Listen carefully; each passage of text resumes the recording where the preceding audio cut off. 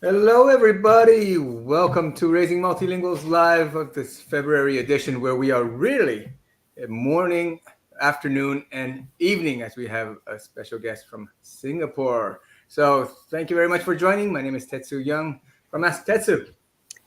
Hello, everyone from wherever and whenever you are joining. My name is Ute Limacheriba from Ute's International Lounge. And today we are very honored to have Hei-Sun back as our guest at Raising Multilinguals Live. This time on a topic that we find increasingly important for parents who raise their children with multiple languages abroad, because we parents often are multilinguals ourselves, at least Tetsu and I, we are. And we wonder how proficient we should be in the language that we transmit to our children. So parents' proficiency in the language or in the target language or the languages we transmit to our children is the topic of today. And this can be actually the primary language or any additional language, right? Which is important to differentiate, as we will see in the next-ish hour. But please let me introduce Hei-Sun before we dive into the topic of today. So Hei-Sun is a senior education research scientist at the National Institute of Education in Nanyang Technological University in Singapore. And her major interests are child bilingualism and ebook reading, another topic that we might want to talk with her about in the future, and individual differences in early bilingualism or second or foreign language acquisition, and harmonious bilingual experience. Her work has appeared in journals such as Bilingualism, Language and Cognition, Child Development, and International Journal of Bilingual Education and Bilingualism, and Studies in Second Language Acquisition. And her work has been featured by media such as Straits Times and CNA. She's an associate editor of the Journal of Child Language. Hey, you have studied extensively the language experience and early heritage language learning, and here I refer to a previous interview, but now we would like to know what made you research actually about parental proficiency in the heritage language. Yeah, thank you so much, Uta and Tatsu. I think it's my great honor to come back. So hello, everyone. Good morning, good evening, and good afternoon to everyone. The reason why I start to get interested in these topics because many years ago, after news reporter finished her interviewing with me, and I just politely asked a question. Okay, do you have any question for me personally? And then she said, okay, so as a bilingual parent, I really believe in bilingualism. I also want to stick to bilingual language usage in my home. However, sometimes when I speak my mother tongue language, the Mandarin Chinese, I'm not very confident. I'm not sure what kind of impact my language will be on my kids. I think this is a really valid question. I think that's the first time I really hear, the real need from the ground, okay, for such kind of research. Yeah, that's the start. That's the start. Yeah, sometimes we get to talk or to work on topics because someone points them out at us. And I know Yeah. that many parents are in this situation, right, Tetsu? Yes, I think I would say it's one of those top questions that we get, right? Uta, whether it's directly to us or in these communities that we have online, where mothers, young parents would always put up, I speak this language as a second language. I don't know if I should teach it to my child because my fluency, because of my accent, etc. So we really get this quite a lot. So I'm really looking forward to diving into this topic with you. Hey, thank you very much. Yes. And especially those who raise their children abroad with these languages, like Tetsu and I do as well, and many, many others. After a while, our own feeling for our language or the language use we have with our language seems to be stagnating or even regressing in some way. But let's go to the next question, maybe. So, what is now the link between the parents' heritage language proficiency and then the children's heritage language learning? Mm. I think in general, I can see there is a positive link between these two aspects. So the higher parental proficiency is, the higher children's proficiency is in this language, especially in the second language or bilingual situation. Okay, then the next question is, how? How does, proficiency, parental proficiency translated into some power on children's language proficiency? And then we can talk from two perspectives. One is, parental input quantity. The other one is input quality. So it's very natural if you're not confident in one language, you tend to use another one to compensate the proficiency issue, or the parent tend to be very shy to use this language, so demotivated to speak this language with a kid. And this is one part, but we all know that input quantity is super important for children's language acquisition. So this is a potential path of such, to show the impact of proficiency of parents. The other path is through their input quality. So we all know that input quality actually has so many different aspects. We have, richness. We have, the way of talking, whether, interactive enough, whether, the topic, other discussion topics is good enough, whether children has, sufficient input linguistically. For example, diverse vocabulary, complex sentence to a certain age. So there are many, many different aspects. And recently, not recently, I think 4 years ago, Meredith Rowe and Catherine Snow, two professors, and they published a paper about this, parental input quality, and Well, hey, I think we have a little bit of a lag here. Okay. You might have to go back a few seconds, but you're back. Okay. You're back, which is the Okay. most important Sorry part. for the interrupt. So So you what I said mentioned two professors wrote a paper about input quality. about input quality, Yeah. and they mentioned three aspects. So input quality for children at the age of 0 to 5, I think it also applies for later. So there are three aspects in terms of interaction, in whether the conversation is very interactive. The number two is linguistic features, whether certain type of features is very suitable for children's development.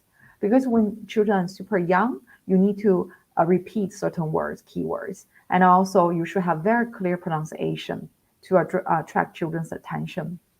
Also, this kind of conversation should be really interactive. So you pay a lot of attention to children's, engagement and also their attention.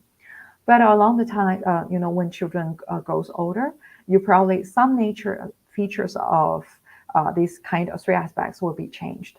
For example, children sorry, I think I got two. I got the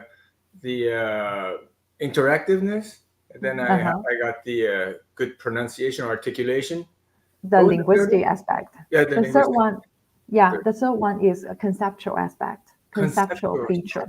Conceptual features means that whether the topic really arouse children's interest, whether you are talking here and now, or about future and future and then. So it's really about whether the conceptually the conversation is good enough for the kids. So when we talk about parental input quality, you will see that parental proficiency definitely will influence certain aspects of such language quality. For example, and many people will pay attention to the linguistic part. And according to my recent research, I recorded 123 families share book reading.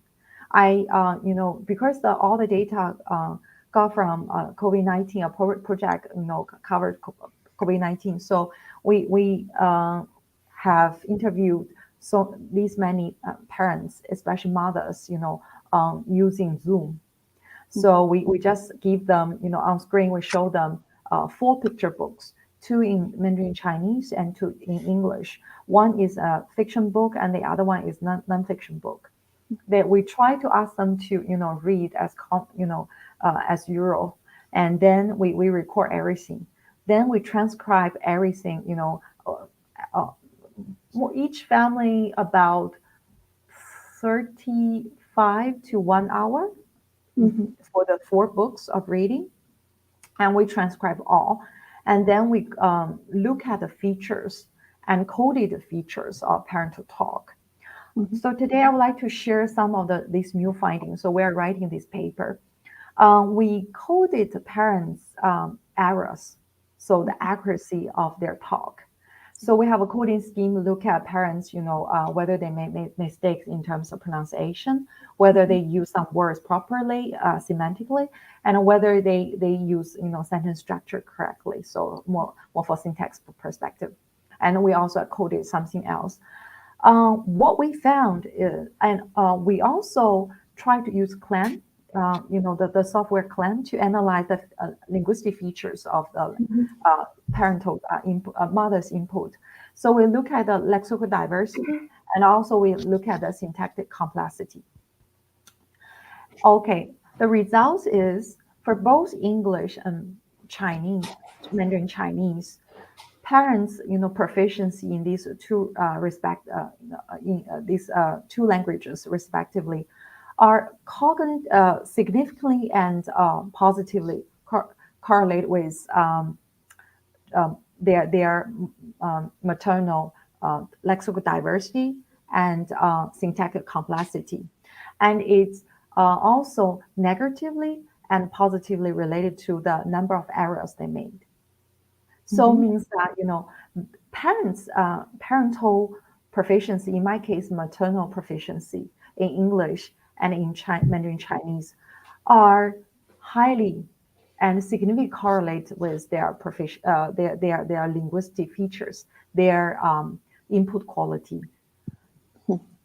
So, and then we look at, okay, whether these linguistic features or their input quantity and quality are put together will influence children's language outcome. So we more or less measure children's oral proficiency using receptive vocabulary tests, productive vocabulary tests, and also receptive grammar. We put them together as a factor to look at children's English and Mandarin Chinese proficiency. So eventually we found, yes, indeed, parental input quantity will be cognitive significantly and their children's proficiency. We're losing you. We just lost you again. For about 15 seconds. Oh, I see. Yeah, I was trying to introduce the final results just now. Yep. Actually, Yep. What we found is, whatever we look into are very meaningful because, we found parents' proficiency in Mandarin Chinese and English are, will influence children, mothers' input quantity and quality. And input quantity and quality, correspondingly will influence children's oral proficiency, like vocabulary and grammar. Okay, the past few minutes has been super rich in content, and while you're talking, it's just flowing out, and I'm trying to digest everything. It just sounds so impactful. I need to stop you so that we can we have to recapitulate. Yeah, we have to recapitulate a little bit because this is burning my brain cells right now as we go, because you're talking about outputs, the children's outputs. This just sounds so impactful for me, and I want to know, first of all, when do you measure the impact? Is it like just a few weeks, is it a few months, is it a few years down the road? What's the baseline? And how old were the children? And how old were they at the beginning and at the end? And how often did the parents interact with them, or let's say read them this text? You mentioned before that your recordings were about reading picture books. So there is nothing given, so no clue, let's say verbal clues or written clues for the parents, which makes it sometimes more tricky, right? To be very good at forming sentences and don't change a sentence or a thought whilst telling the story or during the storyline. And so you said it was between 30 minutes and an hour. Was it once per every single situation, or was it several times? Then you were comparing these several times to then analyze also the outcome of the child, because as you said before, children need us to hear the same kind of syntax structures, words, etc., many times. Mhm. So in order to then use them themselves, and especially when we want them or we invite them to retell a story that we told them, it takes a while. So can you maybe say a few more of the details that we just highlighted? Yeah, sorry, I was so excited to share all the Well, reasons. I'm so excited absolutely. to understand. We're excited to know more. Yeah. And I think Okay. I speak for everybody who's watching right now online. You know, shout out to everybody. And if you are also a little bit lost, do comment and ask your questions. I'm the first one to be lost right now, so I'm eager to catch up. So I think I will explain something from the very beginning about the relationship, because the question per se talk about the link or the relationship between parental, in this case, heritage language proficiency and children's heritage language learning, right? I say what I found or what I have read is, these two should be positively and significantly correlated. Mm-hmm. So the question is how? Yeah. Then I mentioned two aspects, right? Input quantity and input quality. Because proficiency parental proficiency will influence their own language usage, and also it will influence their own language quality, right? And then these kind of features should show some impact on children's language learning. Okay, this is the baseline. Yes. Then I talk about, the previous studies about quantity and quality. And quantity-wise, we do have a lot of studies to show that, first of all, parental input quantity is very important, and it has a direct influence on children's language outcome. And then when we talk about quality part, it's a little bit tricky. As I mentioned, quality has so many different aspects. And, then when we talk about Meredith Rowe, this paper, about how many dimensions of input quality we can consider. Yeah. So what I'm going to share about my own research is about one aspect of these dimensions. It's called linguistic dimension. So it means that the complexity, accuracy of the language, the talk per se. So this type of quality. Okay. So how did I collect the data? As I mentioned, this is a kind of COVID-19 project. However, the project the data I share tonight actually is a cross-sectional data. It's just one-time thing. So we engage more than 120 families, and then they agreed to be on my ebook app study. Actually, the purpose is to examine the long-term impact of ebook versus paper book on children's language learning. What I focused on was 4 to 5 years old children in Singapore who are at K1 back then when they start this project. So these children nowadays in Singapore, I can introduce a little bit background. Many children are English dominant. You couldn't imagine this. I think too a lot of foreigners, a lot of people not live in Singapore. It's unbelievable, because when some of my colleagues, in the Western countries talk about Singapore, their idea is Singapore should be, for example, Mandarin Chinese speaking country, or at least mother tongue, dominant country. But that's not the case. Because of this, language policy. Actually, the young generation is very English dominant. about 70% of household nowadays in Singapore, young household in Singapore, actually they tend to use English predominantly every day up I the think she's proficiency. yeah. Hang on. Just I'm back.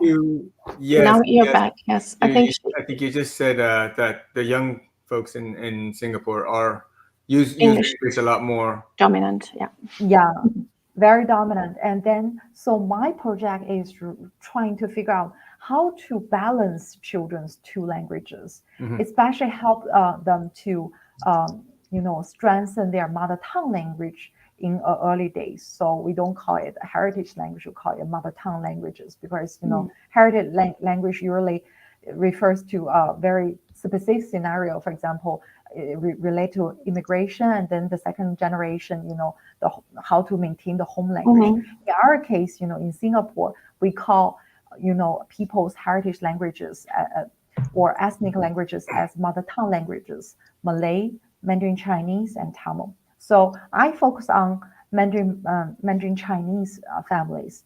I want to know how to help them to maintain, children's Mandarin Chinese proficiency. Okay.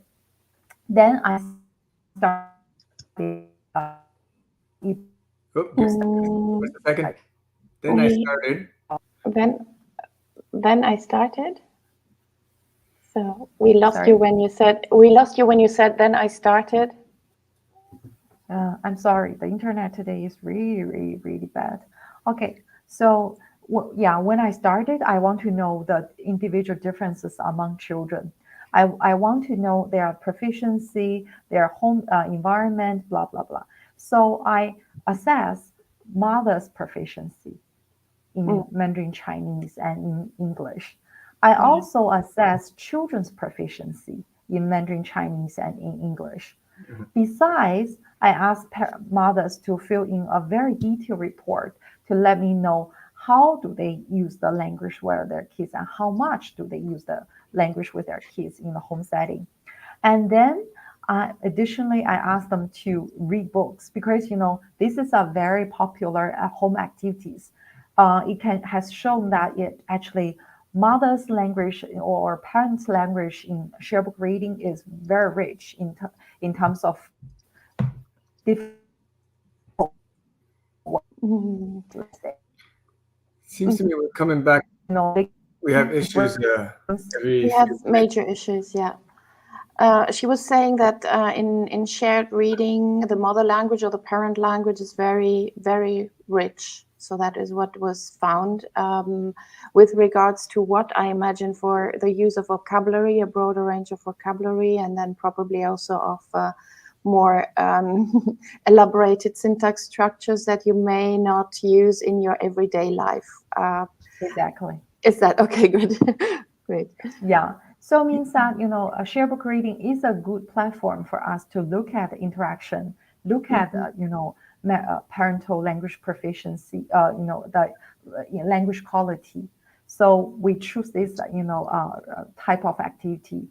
We show them 2 Chinese books and 2 English books over Zoom. And, we invite mothers to, do share book reading with their kids. So we recorded everything. Then we transcribed them, and also we coded them for the accuracy, a number of errors, and also the complexity.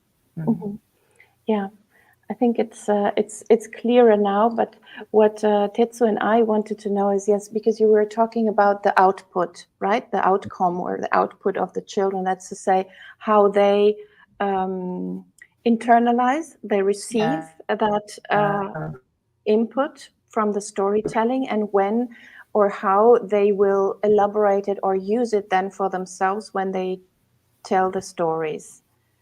And this was now interesting to see how long it takes that a child is then able to use the words that maybe they heard for the first time, or use a syntax structure that is slightly longer or more elaborate than what they were used to. Because this is a little bit what we had in mind with the proficiency in the heritage language that the parents would be required to have in order to expect, let's say, normally usually we parents, we hope that our children have also a very high level of output if we give them a high level of input. And I imagine that this was the outcome of your study, that it's related. Yeah, I think that, yeah. And before I think we really get into the outputs, I was thinking the inputs per se. You said 120 families or mothers, and this really represents the whole range of proficiency from 0 or nearly 0 to completely fluent. Yeah. Is that correct? All right, my goodness, I think we're perhaps we need to try out our backup strategy. Did you have a Hold on a second, I will try to maybe I can bridge a little bit until we are back. I hope that you hear us whilst I'm talking and bridging this moment. One of the reasons why we wanted also to talk about this topic is because, we are talking about heritage language or home language. There are different definitions of it, but there are an increasing more families who want to, or parents who want to transmit another language, an additional language to their children from very early on. Mm-hmm. And very often they say, well, it doesn't matter how much, how proficient you are in the language, there is this message out there. And we are a bit fighting against this, Tetsu and I and others that I know. We said, no, actually, when it is about small children, young children, later on you can do whatever you want when the children have this foundation of a solid kind of structure of languages, preferably, of course, more than one. But when it comes to young children, it's so important that the parents have really a high proficiency in the language. And don't have to look up words, don't have to resort to very short and easy sentences when talking with the children, when telling them stories. And I think that gets a little bit underestimated how important this is. And this is why we wanted you. And I was very happy about your studies, that you did them and that we have it now black on white or on paper or on screen. So yes, maybe we can come back to the question also from that Tetsu had. If the 120-ish mothers that you analyzed, was this a whole range of proficiency? So from those who are maybe not that proficient or don't feel that proficient up to a very high level of proficiency, is that right? So we had two ways to assess their proficiency. One is ask those mothers to self-rate themselves in terms of our fluency. And we have, 1 to 5 to indicate, basic nothing, I can't speak this language at all, to, I'm native like, I really have good pronunciation, no problem. Yeah, most of the parents will take 4 to 5, means that they have some confidence in their proficiency. But we also have a decent number of parents indicate, oh no, I basically have nothing in Mandarin Chinese. Okay. Yeah. And this is one way. So another way, we also adopt a more objective approach, because due to time limits, I only assess their receptive vocabulary using PPVT. So then I think that will give us a skill variable which can tell individual differences in terms of vocabulary. I correlate with their self evaluation and their proficiency PPVT score, and then I found actually they are quite decently correlated 0.6 or 0.65, and which means that parents' self-rating is very good. It can generally tell you whether they are good or not, at least in vocabulary size. So later on, when I do analysis, I rely on PPVT score to indicate parents' general proficiency. Okay. Yeah. Great. And this is, again, also something to keep in mind when we talk about parents or parents ask, what is the vocabulary that I should be most proficient in? Because very often when we live abroad, maybe we use our languages only at home. We don't use them at work. So as I said, it stagnates or it even seems to regress. And sometimes we don't remember the vocabulary that is needed to tell a story, to tell a fairy tale. We don't know the characters anymore. We don't know the different semantic fields of certain words that we didn't use in the past 20 years. So it can be, maybe we are very good at formally speaking our language, but not informal speaking our language. That I had several times where I said, yeah, but with your little child, you're not talking about rocket science, you're talking about the fairy tale. So this is what you need. And if you don't feel confident or not proficient enough, then think twice if this is the language that you want to talk about. But I would like to go, I'm very aware of the time that is passing. So could we maybe go over to the next question? That is, what are the most important now aspects when fostering children's language skills in the heritage language, or let's say also in the other languages, as we were mentioning before? Sometimes we want to pass on 2 languages, talking now about children that are maybe 7, 8 years old, right? That already have a solid base of 1 or 2.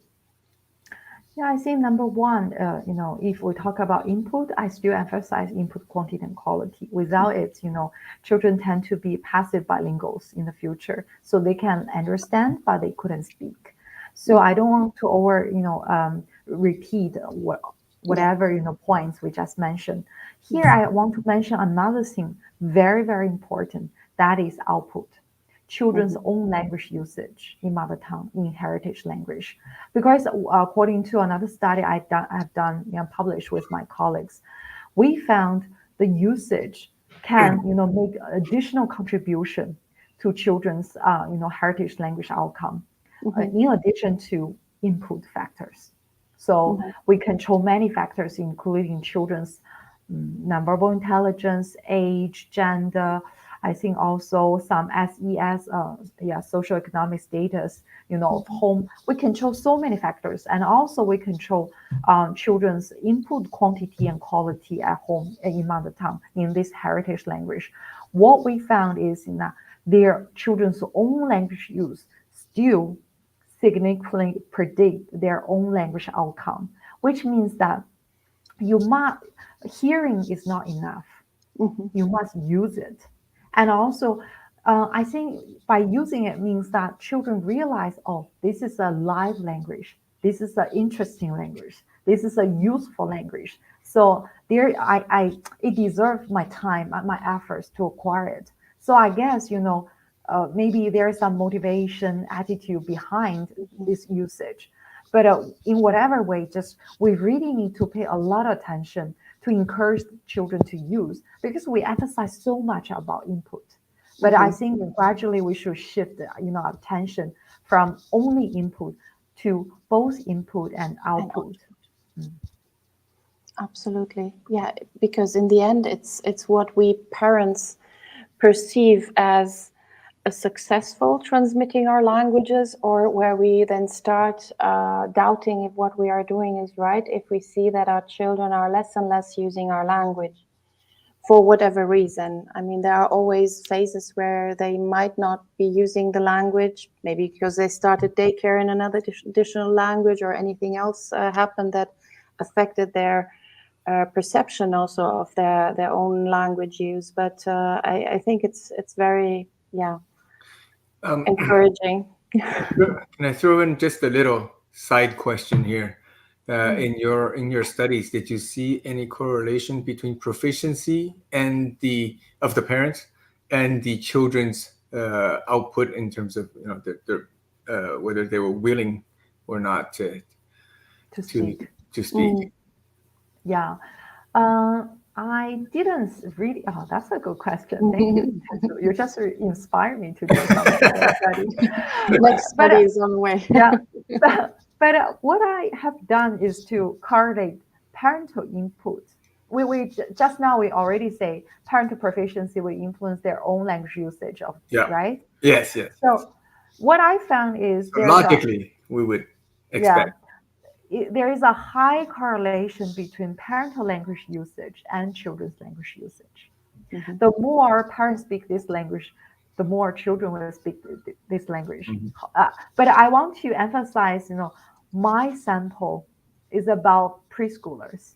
So they still, listen to their parents, interact a lot. I'm not sure about teenagers, to be honest. Indeed. So we may have a different, story. Yes.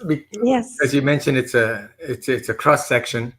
So my original question earlier was, if you do this on a longitudinal, Yes. if it's it's over time, how long? And then I'm sure there's so many things to control. Yes. It would be practically very impractical, I guess. But Yes. just very, very interesting questions. And if you really bring it down to what the parents are asking is, if I'm not very good, should I go ahead and teach my child this language? This is really, I think, the very fundamental question that the parents have, right? Yes, but I think we need to also to distinguish, are we talking about the primary language or about an additional language? So when it is primary language, it's very important that the parent is very proficient in the language and can share different registers and talk about a wide range of subjects. When it's an additional language, at any later point, let's say, yes, when the child is 7, 8 or so, then the cards are given out another time. So it might be that even a lower proficiency is enough, because the child will say, okay, you give me this input, but I can get more input from another speaker of the language at school, or a peer, or an aunt, or someone else. So then you can see the broader context where the child is exposed to that language. But what I wondered is also when you were talking, these are preschoolers. And so sometimes when then the children go to school or are in contact with a broader range of people who speak that language or other languages, they might also become more critical if the parent is not having the same. I'm talking now about the elephant in the room, the accent or whatever it is, right? I said it. Come back to that, Stop. Or they say, well, but the way you use it or how you say it, it's not like Anna says it. And then they start to compare. And this is also quite a challenge for some parents when they say, well, my language maybe is not what my child is needing right now at some point. But this is maybe for further investigations for you. But I have another question as well, because you were talking about storytelling, right? So the parents were telling a story, and how important is actually fostering literacy for these young children from very early on. I think you have written about that, and maybe you want to share about this as well. Yeah, I think because we need some good input, quality input, right? And book language is one way to realize the goal. So I always emphasize, the importance of reading or share book reading in early days, because a lot of studies, numerous studies show that it has a lasting impact on children's language in the future. Then because I'm doing a lot of multimedia studies, so one reason behind this is to help those parents who want to speak heritage language or another second language with their kids, but they are very worried about their own proficiency, how to realize it. So one way I encourage them to do is, employ the multimedia, use some ebooks, and read as frequently as possible with your child, but ensure the quality of input by using functions such as reading aloud and some gamification. So meanwhile, your at this one time, one hand your kids has a very good input, so authentic, in pronunciation, whatever. At the same time, no one can replace parents in terms of this kind of modeling, language modeling, and in terms of this encouragement of language acquisition along the way. So your accompanying with your kids will be very, very important. So I think we should be smarter, and also we should be more creative in establishing this heritage language routine in terms of reading and in terms of speaking. Be more Couldn't creative. couldn't agree more. Yes, the And more we've got so creative. so many more resources now than Yes. even 5 years ago or 10 years ago. Not And, to mention when I was a kid, thousands of years yeah. ago. Yes, it's quite different. And I think you just answered also the next question about how does ideal exposure to adult speech look like, or speech of adults look like? Or did you want to add something maybe? I think I mentioned You mentioned almost all. everything. Yeah. So I just feel, I just want to say that there's a will, there's a way. I think I already say it in my previous, Yes, I interview. was just gonna say Yes, that's yes. Yeah, I still believe in this because I Yes. have seen some very, very good examples, some cases, very beautiful cases. And I just want to say that a little bit, investment on these, seemingly, challenging but very important topic will bring you a lot of happiness eventually. Because I have seen so many studies, to show that, if you have, poor heritage language proficiency, maybe sometimes your parents, your grandparents may feel hurt. It will just, contradicted to the family harmony because you couldn't speak this language. There's no good communication with your parents' generation or with your grandparents' education, especially with grandparents. If they say nothing, for example, in English, and then you say nothing in Spanish or in other language, Mandarin Chinese, there's so many, immigrants in the United States. Then, the two generations couldn't communicate. I can see how much, how much my parents-in-law, my parents love my son. Think about if they couldn't talk, if they couldn't communicate, what kind of harm it will bring to them, actually. Wow. Are there studies on that? I'm just thinking out loud now. Yeah. Yeah. Wow, or children's, I guess, sort of regret to have Yes. refused their Yes. parents' efforts Yeah. to learn a second language. I mean, we hear about this all the All time. the time. All the time, yeah. American-born Chinese going back to China or Taiwan And to not being able to find talk. their roots, Yeah. to learn the language at Yeah. in university and They whatnot. try. Some refused their parents' efforts. Some simply had parents who did not teach them. Wow, that's another huge topic. Yes. Yeah, Put down a comment I if you totally if you agree. want us to find an expert in that. Yes, I mean, exactly. I want to Yeah, talk. I mean, there are many reasons why parents cannot or don't want to pass on their Exactly. language. I mean, think about if you had to, among the refugees, you have Yep, this kind of guilt, or you say, I that's don't right. want to sound different, or there are many reasons for that. But actually, it's then never too late to get back to their heritage language, and to try Yeah. to retransmit it to the children, or then maybe to the young adults or adults at some point as well. It doesn't need to be like that. Yes. So, do we have any questions from the audience? Not yet, right? For No, those so who are far so good. following us, please ask us questions, or share your experiences about this, or your doubts, or your worries. Everything is welcome.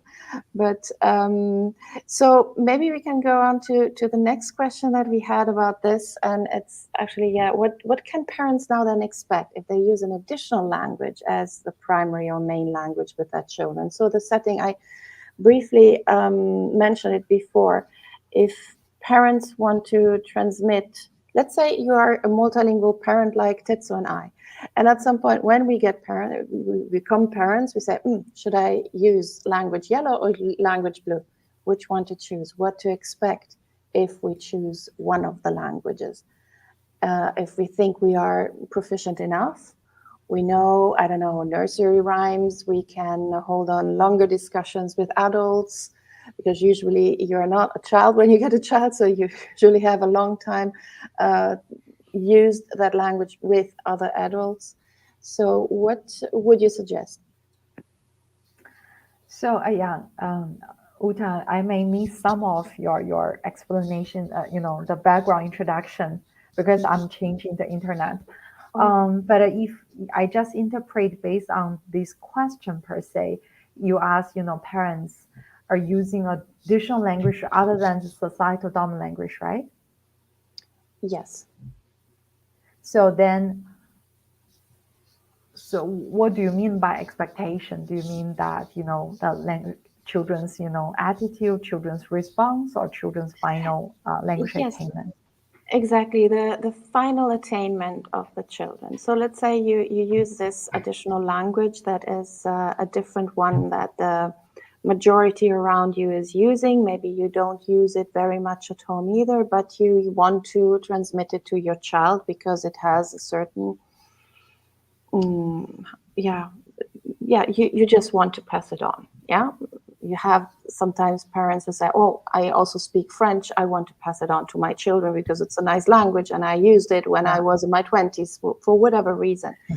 Or you have the parents in Italy that want to raise their children with two languages and say, oh, yes, we should add English as early as possible. So let's switch to English and I speak Italian, although maybe the other person speaks English to not such a high level of proficiency. So there is a wide range of possibilities. You can pick whatever you prefer. Okay, I should say that, then proficiency, our today's topic comes back, Yes. Exactly. Be careful about the proficiency because we do have some studies in, Western countries, in Canada, in the United States, to show that non-native native language input from mothers or from parents are not so useful for children's societal dominant language growth. So, which means that if the proficiency is not there, probably no matter how hard they try to speak this language with their kid, the benefit is minimum compared to other resources of input, like about the school, the peers, etc., etc. So proficiency comes should be considered, let's say. So that's why I think if it's your right, it's a human right to speak whatever language right, at home. So because home language policy should be established by parents and then discussed with the children, then you have agreement, then you can use it. So if you, as I mentioned, if you feel your proficiency is not there, it doesn't mean you should stop building up this additional language. You should try some complement approaches, like you using multimedia, you use more ebooks, you watch more cartoons or movies together, and then you have more authentic input to complement the lack of proficiency in this case. So you have ample input, and then you have a lot of in-depth discussion, because even though parents are not proficient in this language, but usually if you give a topic to discuss, and if the child and the parent are interested in this topic, you can have very engaging conversation. And this type of engagement, this type of accompany is nothing to be replaced. So I think we should emphasize this, family time, or we can call language time, because that can bond parent and child together. I think this is something, I should say, additional language proficiency can be a byproduct of this bonding time. Yes, and so it also lays a little bit the focus on the effective communication that is happening. So that is more important than many other aspects maybe that we mentioned. There's something that we've not mentioned, I think, today in today's discussion that I really focus on when I talk to parents who come to me and go, I can't speak this language to a very proficient level. And there's various ways of measuring proficiency. But I tell them my standard is, can you communicate heart to heart with your child with this language? There's nothing more important than actually using this language to build an emotional bond, build a trusting relationship with your child. And that's really the purpose. if it's a second language or third language that's you're just learning, for fun, and you kind of just hope to get it to the whatever level attainable. But if it's your main language of communication, I would definitely recommend that you at least be able to really have a heart-to-heart communication, talk about deep emotional subjects that you can build Yeah, I trust with each totally other. agree. Yeah. Yeah, that's why I think this is a very beautiful heart-to-heart conversation because I found, kids can sense whether you are talking to them sincerely. Hmm. You care about their talk, because sometimes you can feel, kids are so sensitive about it. If you're, talking to them seriously, even you make a mistake, even probably, mm, your language complexity is not there, they can even think some way to help you. So Hmm. to build up this Yeah. conversation. So today, actually, I read a paper. I don't know whether we have time. I briefly, share it. So, so one study used social robot to let children to teach the robot something. So social Oh. robot tend to be a peer learner with the child. They are learning a second language together in the classroom.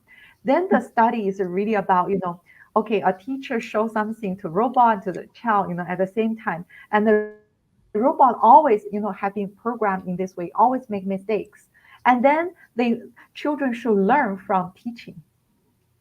So I feel sometimes I observe my son, and my son is, doesn't care whether I'm fluent in certain subject, as long as I'm sincere, I'm a peer colleague with him Oh. to learn something. He would like to teach me, and along the way, actually, the language will come, the proficiency will come. So don't worry too much, as I mentioned.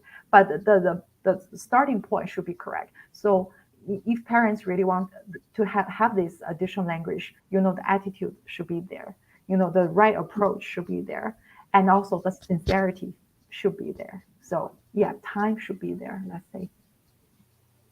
Indeed, indeed. We do have a few minutes. I'd like to come back to a topic we talked about earlier that then we switched, but accent. Um, we did talk. I think your data. You mentioned, linguistics aspects that are more related to grammar, syntax. These do have a correlation with the actual output of the children, but not so much with accents. If I got your no, so No, the accent is not result with something accent. I look into. Okay, or perhaps it was the published journal that you were talking about, but accents per se, uh, I find, if you're worried about accent, uh, is it a big problem? Will you pass on bad accents to your children if it's their second or third language? What are your thoughts on this? My intuition is, No. as we were talking, as you mentioned earlier, if you have complementary input, Exactly. very authentic input, then it's not such It's a not. deal. Yeah. I agree with you, even though I haven't done any study about accent myself. But I want to say that, even children sometimes start to judge other people, Mhm. according to some very, very superficial, let's quotation mark, features of a Mhm. language. They will say, oh, like Uta said, oh, the other mommy sounds more native like. I Mm. want to follow that kind of style, Mhm. Queen's accent, let's say. So, people would definitely will judge according to your accent. This Yes. is unavoidable, let's say. But when we face this issue, that I think there are so many ways. If you really want prefer one type of accent, you can find a lot of way to have such kind of input, and you can have, but it shouldn't stop parents or whoever who want to use this language with their kids, because as I mentioned, what I found, the input quality, linguistic features will be very important, like, diversity, like linguistic complexity. Yeah, this type of thing will be important. Also, accent doesn't equal to errors. Errors, I mean, is mispronounced, words, like, should be, no, it shouldn't be potato. That's a wrong, example. But I just say, you just pronounce it wrongly. That's an error. That's not Yes. an accent issue at all. So what I refer to is that kind of, source of individual differences. No, in fact, yes, the accent is sometimes only just an image that people have. But if you then look beyond the accent and you see that the language is rich, is varied, and actually, yes, they use the right morphology and syntax, etc., then the input is of a very high standard, and you shouldn't be worried about that. And as you said, Tetsu, I think we had someone else as our guest talking about this, and also about the choice of the language and how much it impacts. But if you are not the only one who's giving this input in the target language, and you have a variety of inputs and also different accents, I mean, it's amazing. I remember once my son came home and he had a new teacher at school. He was from Scotland. And he came home and he liked the Scottish accent, and he started, pronouncing certain words with a Scottish accent because he really loved that teacher. We all loved him, and we learned a lot. I mean, I asked him many, many questions about what kind of word they would use in certain circumstances. So it opens you also the world towards something different. So, I mean, and in the end, we all have an accent, whether it's a northern, south, east, west, wherever in the same country, or a foreign accent. But yes, I think we are coming to an end of our interview today. Yes, we are 2 minutes to the top of the hour. It was a fantastic discussion on a very, very important topic. And I, thank you for enriching my understanding on this topic. And if you could share with us the specific references that we mentioned today, that'd be great. We'll post it on under the video for folks to catch up on. But thank you so much for sharing your time and expertise. It is late over there in Singapore, so thank you so much again. Oh, there is Ricky McGee, who is connecting from Japan. Thank you, Ricky. He asked a question about this topic in my Facebook group yesterday, and I told him, please come and join us. Thank you for coming today. So here, thank you so much for your time, all. Thank you, Ricky. And I'm sharing the article, or the link to your article that you were mentioning before, in the comments. Yes, we didn't get so many comments or questions, but we did have quite a lot of folks on all of our platforms. So thank you, everybody, for tuning in. Julie Skova and Adriel from Warning. Oh, and LinkedIn. So thank you, everybody, for joining our discussion today. Yes, thank you very much. And please continue the discussion in the comments on YouTube. We are happy to continue this over there and to maybe focus on other aspects that we were able to mention today during the live. Thank you very much, Hisum, for taking the time to join us, even if it's very late. It's almost 10 o'clock where you are, I think. So thanks again, everybody. It is already the third week of February, but we can still say Happy New Year, since the Chinese New Year was just a few days ago. But definitely keep following. We'll be back here on the third week of March with more topics on raising multilingual kids. So thank you so much. Bye. Thank you. Bye to everybody. Bye. Thank you.